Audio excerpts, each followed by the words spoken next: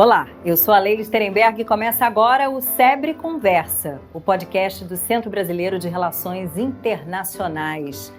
A partir desse momento, a gente tem uma conversa sobre temas relevantes no mundo e sobre os impactos no Brasil.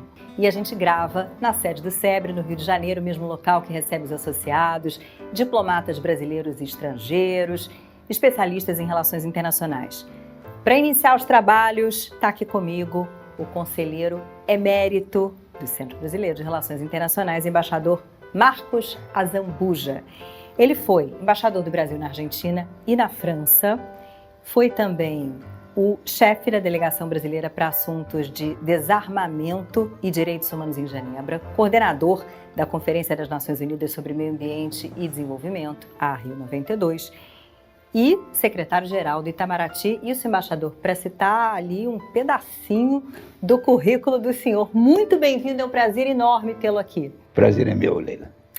Embaixador, no seu artigo O Lugar do Brasil, que o senhor fez para a revista do SEBRE, o senhor argumenta que, mais do que uma nova política externa, o que o nosso Brasil precisa hoje e o que ele tem a oferecer, na verdade, são garantias de um comportamento internacional confiável. É o que a gente está vendo? Em parte, sim. Nunca esses objetivos são totalmente alcançados. A gente sempre fica aquém do objetivo. Mas o importante é navegar na direção certa, é procurar encontrar condições de diálogo, de entendimento, de moderação, de capacidade de refletir e de criar. Nós estamos vivendo um momento complicado, Leila. O mundo está terminando um ciclo da sua história.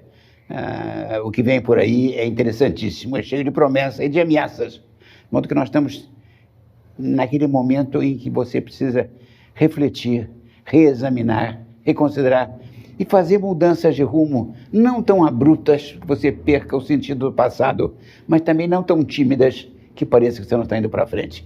Então, sabe que diplomacia é um jogo de aproximações entre o muito e o pouco, entre o que é preciso e o que é perigoso fazer. Então vamos continuar. Eu creio que o Brasil está fazendo de novo o que deve e o que pode, mas é sempre possível fazer mais e fazer melhor. Numa entrevista sua ao jornal Valor Econômico no mês de junho, o senhor fala de problemas de linguagem. E a gente está vivendo um momento de retorno da chamada diplomacia presidencial, né? E o senhor respondia a perguntas do repórter a respeito de declarações que foram feitas pelo presidente Lula quanto à guerra na Ucrânia, quanto à suposta narrativa na Venezuela. É preciso calibrar o discurso? É preciso ser rigoroso no uso da palavra. A palavra não pode ter um valor apenas aproximativo. Em diplomacia, palavra é feito notação musical. Ela pode desafinar, ela pode fazer um som estridente. Onde que é preciso cuidado com as palavras, embora, é claro que as intenções variam muito. Muitas vezes uma palavra que é inoportuna, que foi excessiva, não prejudica uma intenção que é transparente. O presidente da República do Brasil tem uma tendência a falar com a espontaneidade do seu temperamento. Corre os riscos de quem trabalha sem um script, sem um texto. Mas veja você, as relações internacionais são, no fundo, uma conversa. O que nós estamos fazendo hoje é a essência da diplomacia. Diplomacia é conversa. É quando você deixa de ter problemas em campos de batalha, problemas que envolvem armamentos, que envolvem enfrentamentos, para fazer o que diplomacia deve fazer, que é conversar, que é procurar um terreno de certa acomodação de interesses. Diplomacia é a acomodação moderada de interesses que não serão plenamente satisfeitos, apenas parcialmente atendidos. Falando em diplomacia presidencial, eu conversei por ocasião da conferência do Forte, no começo de junho, com o seu colega embaixador Rubens Recupero. E ele também, aliás, tem um artigo interessantíssimo para a mesma edição da revista do SEBRE, em que ele fala do passar do tempo, né, e consequências que isso traz. 2023 tem um contexto que é diferente daquele de 2010, a saber, o último ano do segundo mandato do presidente Lula é diferente no mundo do primeiro ano deste terceiro mandato. Sobre isso, vamos então ouvir o que ele disse. Não é corriqueiro. Em toda a história de 500 anos do Brasil, o único episódio que nós temos desse tipo foi a eleição do Getúlio Vargas, em 1950, 5 anos depois dele ser deposto. Né? Acabou muito mal, né? Como todo mundo sabe. Eu não quero dizer com isso que toda vez que alguém volte, vai acabar mal. Mas há o perigo de acabar mal, e é o perigo por uma razão muito simples, muito fácil de compreender, né? É que quando passa o tempo, sobretudo agora, o Lula voltou 12 anos depois, 12 anos é um longo período, né? 12 anos é já mais da metade de uma geração. Em 12 anos, a pessoa muda, o Brasil muda, o mundo muda. É claro que você tem que ter consciência dessa mudança. Quando ele diz que não é corriqueiro, é porque não é trivial um presidente voltar ao poder depois de tanto tempo, e aí ele faz essa comparação com o Getúlio Vargas. E, efetivamente, a gente teve, olha só, para citar apenas, né, algumas alterações, aí a gente teve uma pandemia com disrupção de cadeia de suprimento, aumento de protecionismo, a gente tem aí o centro gravitacional migrando ali para região do Indo-Pacífica, por assim dizer, a maior guerra em solo europeu depois da Segunda Guerra Mundial, crise da democracia representativa, né, as democracias iliberais emergindo e por aí vai. As cartas estão mais embaralhadas, né? Então, olha aqui, havia um grande filósofo inglês, Alfred Northhead, que dizia: o ofício do futuro é ser perigoso. Eu adoro essa frase. Essa frase é crucial. O menu é sempre mais complexo, mais veloz. Mas o presente talvez esteja mais perigoso também do que 3 anos atrás. O que acontece é que nunca as coisas ficam iguais. Elas sempre estão em movimento. De modo que nós estamos vivendo um momento extraordinário. Há toda uma literatura hoje sobre a precariedade, a liquidez, a realidade líquida, a transformação acelerada dos fatos.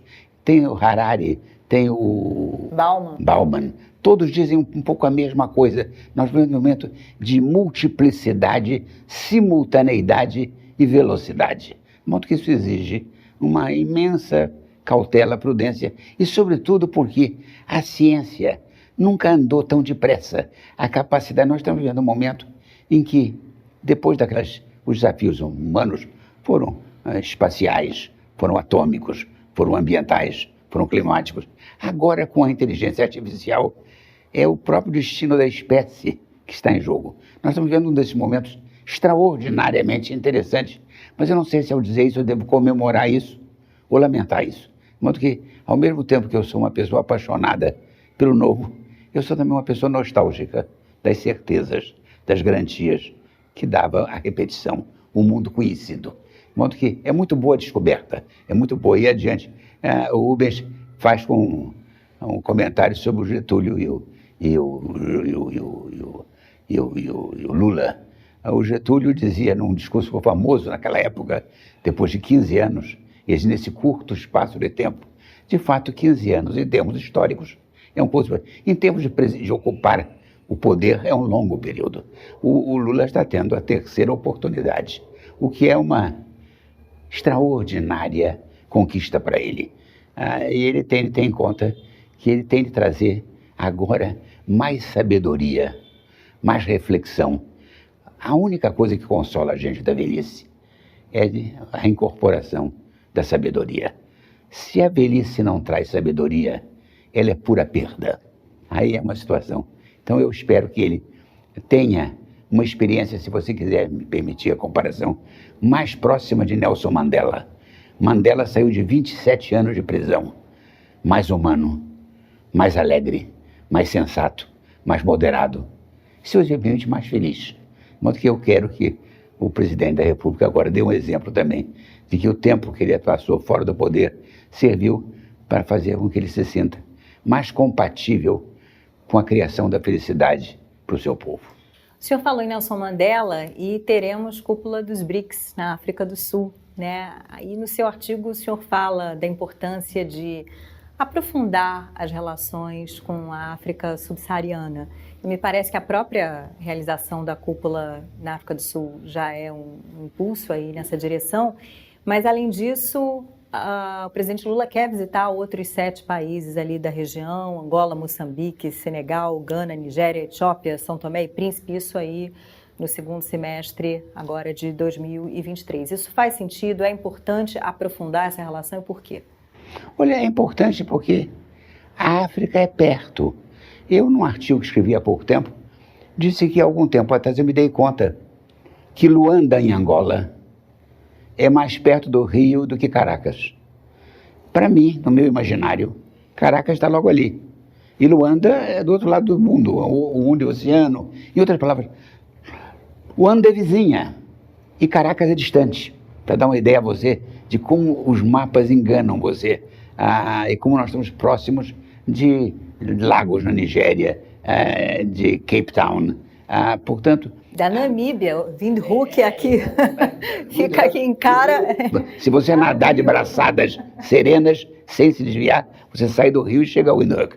Mas essencialmente o que acontece é que nós temos de rever o mapa à luz dessa nova realidade.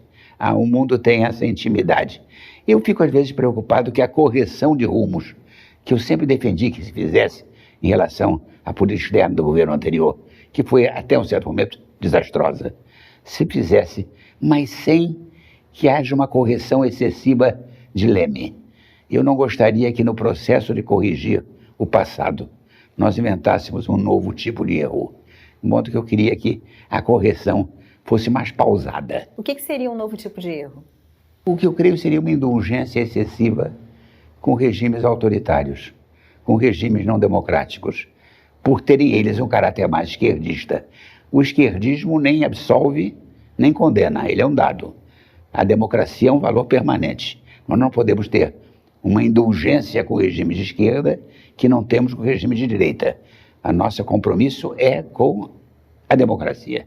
Eu tenho sempre tido uma coisa que é uma quase banalidade. Um país se guia por 2 coisas, pelos seus valores e pelos seus interesses. Então é preciso atender às 2 coisas. Um país que só pensa em valores é um país de um idealismo que não é feito para esse mundo. Um país que só pensa em interesses é um país... Uma vez um grande escritor inglês disse que uma pessoa interesseira é uma pessoa que sabe o preço de tudo e o valor de nada. De modo que nós temos que ter ideia que entre preço e valor há uma distinção importante. De modo que eu creio que nós devemos fazer agora um trabalho de ação, sabendo que o tempo é nosso aliado e que também não é possível corrigir tão depressa tanta coisa. O problema da política externa é que um presidente da República deve olhar para o mundo, mas tem de ficar no seu país. Ele não pode também ser tão internacionalista que ele acabe um pouco perdido numa espécie de movimentação que não faz muito sentido. O Brasil é governado desde Brasília. Estar no Brasil é essencial para governar o Brasil. De modo que eu sou muito a favor. Sabe que diplomatas gostam de viagem, gostam de conferências, gostam de conversa e gostam de toda essa caracterização da vida internacional. Mas o essencial é focalizar no âmago do problema, que somos nós mesmos. E o próprio problema ambiental, o Brasil tem tido uma coisa que me parece um pouquinho perigosa. Nós olhamos para o meio ambiente não como se ele fosse uma obrigação nossa conosco mesmo, mas nosso com os outros, não. O Brasil cuidará do seu meio ambiente, das suas florestas, dos seus rios, não para atender os outros, nem a humanidade, mas para cuidar do que é seu. Meio ambiente, clima, água, terra, são nossos. Nós devemos cuidar bem, não para os outros, mas centralmente, egoisticamente, para nós mesmos. E precisamos disso, inclusive, se queremos ser um global player, né, que se preze. Só seremos respeitados e se fizermos isso genuinamente, não? O Brasil já é um global player. Ele é um global player ainda de dimensão menor. Não na área agrícola, da pecuária, das commodities, em que nós já somos quase uma grande potência. E na área, sobretudo, hídrica. Sobre isso eu escrevi há pouco tempo.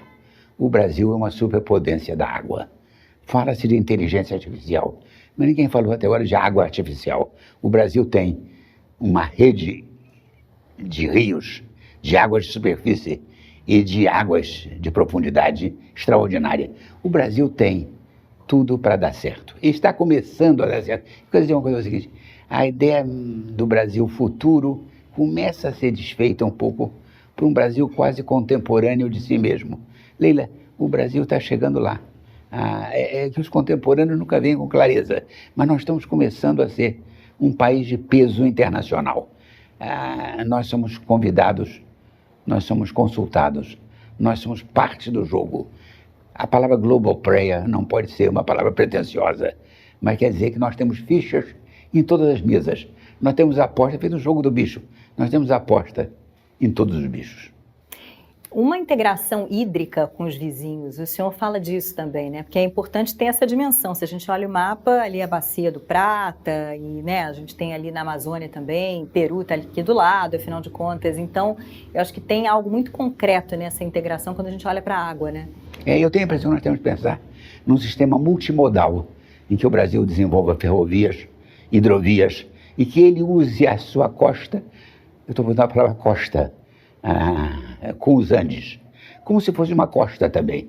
Quer dizer, o Brasil tem duas costas, uma atlântica e uma outra que se inclina para o Pacífico. Nós temos que chegar ao Pacífico pelas maneiras mais econômicas, mais eficazes e que criem menos problemas com os vizinhos. O Brasil tem de sair pelo sul, tem de sair pela Colômbia, tem de sair pelo Chile. O nosso destino, houve há dias no Rio de Janeiro, não aqui no Rio, não, no Brasil, uma reunião dos países sul-americanos que me deu grande prazer, que o Brasil os convocasse com a naturalidade, não de uma liderança que nós não precisamos exercer, nem queremos exercer, mas com a condição extraordinária. E eu acho que isso tem de ser repetido. O Brasil é meia América do Sul, em população, em PIB, em território. Mas nós somos um grande ator já, não futuramente, que esquece, nós já somos um país que faz parte do diretório. Não há como ter eleições legítimas sem o Brasil. Então, o Brasil tem de ser G20, que nós vamos assumir agora a presidência, tem de ser BRICS, tem de ser Mercosul. Onde eu acho que o Brasil podia pausar... Tem que ser OCDE também? Tem que ser OCDE também? Até o ponto que nós já chegamos. Não muito além, eu vou dizer uma coisa a você, que eu acho que é verdade. Eles não nos querem muito lá. E nós também temos de ter algumas cautelas sobre... A aproximação é desejável, a proximidade é boa, nós estamos quase dentro. Mas eu creio que a ideia de um acordo Mercosul-União Europeia e ingresso do Brasil na OCDE tem problemas para nós, mas sobretudo para eles. Nós somos um cachorro muito grande para aquele quintal.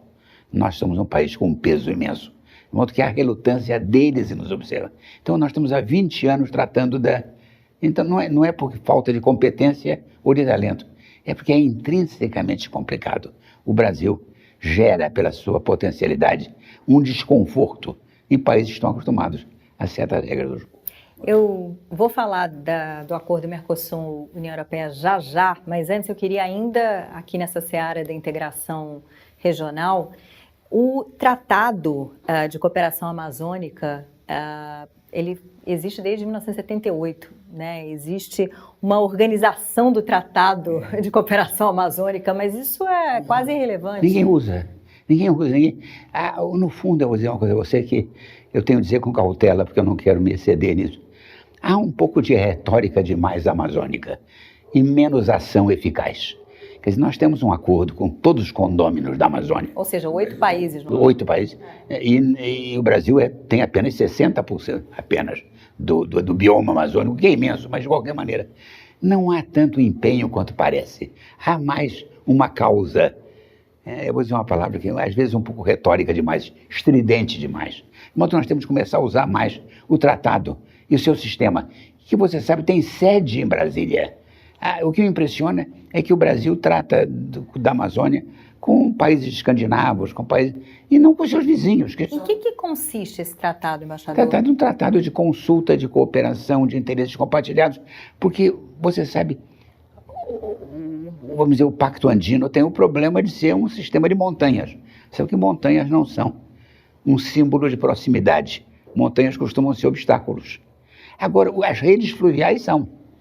Quando você entra num barco, você vai navegando em direção. Então, eu posso sair de Mato Grosso e ir até Buenos Aires navegando. Eu posso sair de Belém e ir até Iquitos, no Peru. Em outras palavras, a hidrovia é mais um símbolo, é como se fosse uma estrada líquida. É uma possibilidade imensa de aproximar. E agora que a Ásia, você mencionou que a Ásia e a área Indo-Pacífica passa a ter uma predominância extraordinária, nós temos que nos aproximar mais.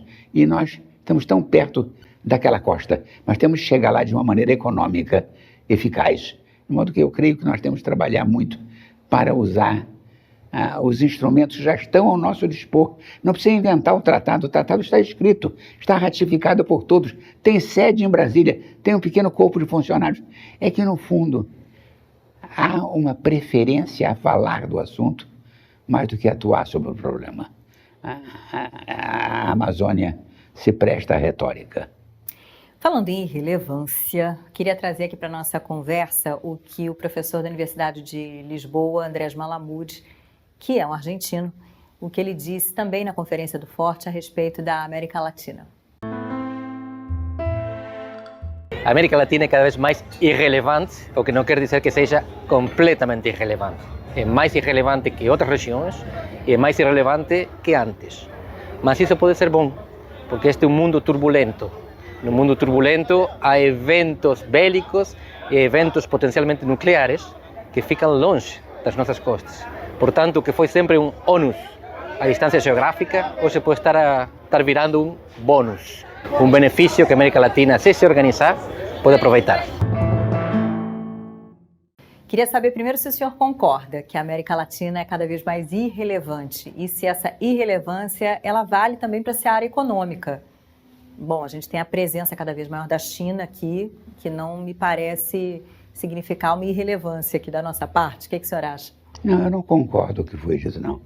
Eu não concordo quase com a mesma ênfase com que ele afirma. O que nós temos é uma ausência de conflitos militares.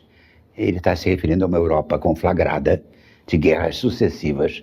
É uma Europa que todos nós amamos, respeitamos e queremos. E é de onde vem a Primeira Guerra Mundial, a Segunda, os problemas da Guerra Fria. É um lugar turbulento. E ele está dizendo que a América Latina é um lugar de paz, de tranquilidade, de fronteiras bem definidas, de fronteiras respeitadas, de ausência de blocos militares se enfrentando. De modo que eu creio que no paroquialismo europeu de hoje, a Europa hoje é não mais o que foi. Ela tem um destino e uma história extraordinária que ninguém mais que eu respeita e admira, mas hoje ela é um player, é um jogador acessório no mundo. De modo que eu devolvo a bola a ela com o mesmo afeto. A América do Sul se prepara cada vez mais para um grande destino e a Europa encolhe com a mesma velocidade. Vamos então falar de acordo Mercosul-União Europeia? E aí eu trago mais uma entrevista curtinha, um trecho do que eu gravei com o embaixador da União Europeia no Brasil, Inácio Ibáñez. Bom, temos uma situação muito boa. Estamos agora dentro da União Europeia, temos a presidência da Suécia, que sempre foi um país com uma grande relação com os países da América Latina, muito particularmente aqui com o Brasil. Depois vai chegar a presidência da Espanha no segundo semestre do ano, então achamos que é uma boa oportunidade. Eu acho que também as mudanças na região, muito particularmente aqui no Brasil, a chegada do presidente Lula com essa agenda muito focada nos temas climáticos, nos temas medioambientais, faz uma grande mudança ao que tínhamos para o passado. Um dos grandes elementos que não permitiam fechar o acordo era realmente o tema do desmatamento na Amazônia. O presidente Lula anunciou que essa é já uma prioridade do governo, está colocando todos os meios para poder combater, sobretudo, o desmatamento ilegal, e desse ponto de vista vai ter toda a solidariedade e toda a cooperação da União Europeia para ajudar, porque é um desafio grande. Então achamos que é um bom momento para isso. Fizemos uma proposta de um instrumento adicional que queremos adotar entre as duas partes. Sabemos que há elementos, e hoje voltamos a ouvir essas questões que não são aceitáveis favoráveis para os países do Mercosul, mas eu acho que a mensagem para a frente é o objetivo que estamos buscando é tão importante para as duas partes que temos que saber encontrar soluções. E estamos esperando agora uma proposta dos países do Mercosul, uma proposta alternativa sobre o instrumento adicional, uma vez que vamos receber, vamos tentar que ser flexíveis as duas partes e tentar encontrar. Então, sim, pensamos que temos frente a nós uma janela de oportunidade que temos que aproveitar. Se não fazemos isso, se terminamos ao final do ano e passando para o ano que vem sem acordo, outros parceiros vão aproveitar essa oportunidade, essa relação que é tão importante para as duas partes não vai poder se desenvolver da mesma forma, então achamos que é uma janela de oportunidade, mas também introduzir um elemento de urgência. Precisamos desse acordo mais que nunca. O senhor foi embaixador na Argentina, embaixador na França, de modo que conhece os dois contextos muito bem, acompanhou aí décadas dessa negociação desse acordo, e há quem ache que nesse momento exigências que são feitas de parte a parte, a saber, a gente vê aí, por exemplo, a Assembleia Nacional Francesa, né, exigências ambientais em relação a nós, e aqui do nosso lado exigências também por conta aí de uma necessidade de uma reindustrialização, que aí seria um protecionismo, né? Enfim, disfarçado ou não disfarçado, e que isso faria com que o acordo subisse no telhado, né? O que o senhor acha?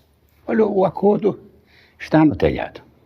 Há 20 anos que se negocia um acordo que, a rigor, tem sido um pouco um jogo em que as duas partes são talvez um pouco menos sinceras do que deveriam ser. O Brasil não precisa tanto desse acordo e a Europa não deseja esse acordo. Então fica um jogo em que, quanto você se aproxima de alguma acomodação, surge um adicional de complexidade que prolonga o processo. Então agora a ideia da proteção a certos desmatamentos é você entrar num acordo presumindo sanções por eventuais descumprimentos de uma coisa que não existe. Quer dizer, não se constrói com boa fé esse tipo de arranjo. E quão importante é a realização da COP de 2025 no Brasil? Pergunto isso para o senhor que acompanhou a realização da Rio 92 ou Eco 92. Nenhum de nós, naquele momento, tinha a ideia de que o clima ia ser tão importante. Eu vou dizer uma coisa que é verdade. Nós achávamos que ia ser uma coisa de longo prazo. Eu achava que as coisas geológicas, climáticas, se davam em períodos de 500 anos, 1000 anos. Eu não via que em 5, 10 anos houvesse, quer dizer, nós não nos demos conta da urgência que parecia ter o aspecto climático. Então, não há nenhum profeta disso com grande clareza. De modo que agora nós estamos numa negociação muito... Quem fala de clima, fala de maneira de viver, organização da sociedade. O clima expressa como você usa os recursos naturais, usa o solo, usa o ar, usa a água. Clima, no momento, é como o homem ocupa o seu espaço. Não há nada mais complicado que isso. Não há, as 21 COPs, 22, 23, não sei qual será que haverá no Brasil, que número terá. COP 30, se não 30. Mostra não uma fé, mas a complexidade. E como nós, no Rio de Janeiro, em 92, achávamos que era possível resolver logo aquilo. É porque não se deu conta, ninguém tinha, então, a ideia da complexidade do assunto. Bom, sediaremos a COP daqui a 2 anos e, ao fim desse ano, seremos presidentes do G20. Sediaremos também, no ano que vem, no Rio de Janeiro, a cúpula do G20. Eu até lhe pergunto se o senhor acha que, da mesma forma que algumas pessoas dizem que a OTAN é a ONU dos sonhos dos americanos, o G20 é a ONU dos sonhos do Brasil, né? E como é que o senhor vê aí a importância de nós estarmos aí à frente do G20 temporário? Eu acho prestigioso, eu acho bom. O G20 é um clube, um grupo de países que representam uma imensa massa de poder econômico e político. Eu sou uma pessoa que acha que o Brasil tem de ser associativo. O Brasil não tem massa crítica nem poder suficiente sozinho para ser um ator importante ainda. Ele tem de agir grupalmente. Portanto, eu sou um multilateralista, eu sou um multipolarista. Eu acredito que no Brasil ainda tem de jogar sempre com essas multiplicidades. Quer dizer, multipolar, sim, o Brasil não pode querer que o mundo tenha um só dono. O Brasil tem de ter um jogo, se possível, multipolar ou não polar. O Brasil tem uma ideia de que o G é uma letra que nos acolhe. G2, G4, G7, G77. Quer dizer, eu gosto da letra G, porque ela é uma letra acolhedora em termos diplomáticos. De modo que eu creio que nós devemos fazer isso, participar, juntar e fazer um jogo que, como eu disse desde o início, a nossa credibilidade vem da nossa moderação, da nossa boa-fé. O Brasil não quer terra de ninguém. O Brasil não quer dominar ninguém. O Brasil não quer ser líder de nada. O Brasil é, e ao ser, ele se afirma plenamente. Ele não precisa tanto se projetar, ele basta cada vez mais se virar para ele mesmo e realizar o seu potencial. Porque eu acho que nós temos de acolher o G20 agora como um bom desafio. O problema brasileiro é que nós não temos de ficar evitando nem a modéstia, nem o ufanismo.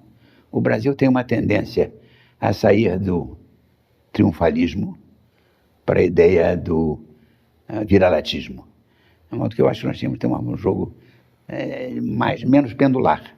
Se o pêndulo brasileiro se movesse um pouco menos, eu acho que ia ser bom para o Brasil e bom para os nossos vizinhos. Agora, essencialmente é isso. Nós temos vizinhanças com 10 países. Temos fronteiras de dezenas de milhares de quilômetros.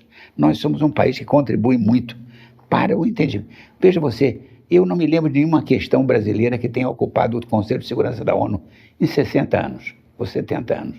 O Brasil contribui para a paz, ele não é uma causa de desconforto. Quando eu vejo comentários sobre a irrelevância da América do Sul, irrelevância não.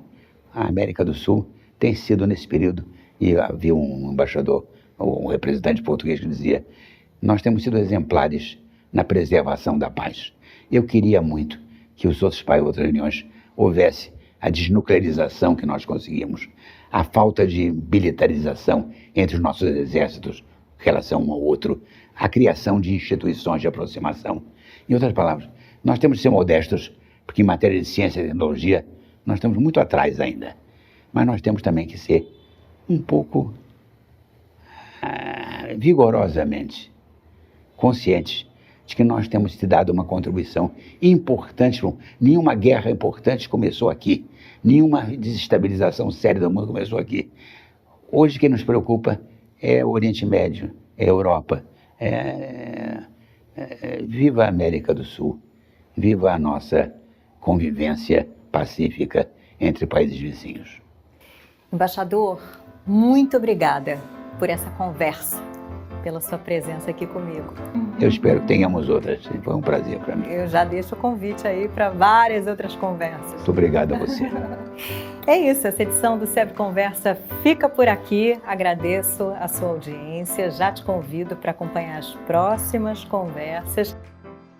Essa edição do SEB Conversa tem direção feita por mim, Leila Sterenberg, e pelo Felipe Vasques, edição também do Felipe Vasques, produção da Daniele Tomazelli, produção executiva do Pedro Formitag, trilha sonora original do Marcos Souza, trabalhos técnicos do Rodrigo Aguiar e do Eduardo Pique e apoio técnico da HD Solution. Muito obrigada e até a próxima.